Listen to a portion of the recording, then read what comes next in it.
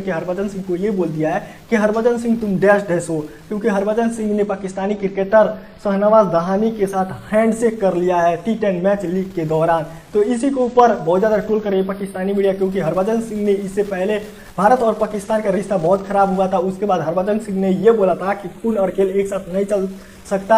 और आप सभी ने एशिया कप में भी देखा था कि हमारा इंडियन टीम जो था वो पाकिस्तानी क्रिकेटर के साथ हाथ नहीं मिलाया, हमारी वुमेन्स टीम ने भी नहीं मिलाया, हमारी इंडियन ए टीम ने भी नहीं मिलाया। तो उसके बाद हरभजन सिंह ने जाकर T10 लीग में पाकिस्तानी क्रिकेटर के साथ हैंडशेक कर लिया। तो दोस्तों इसके ऊपर आप सभी का क्या राय है, अपना राय कमेंट बॉक्स में जरूर रखिएगा। हम मिलते हैं अगले वीडियो में।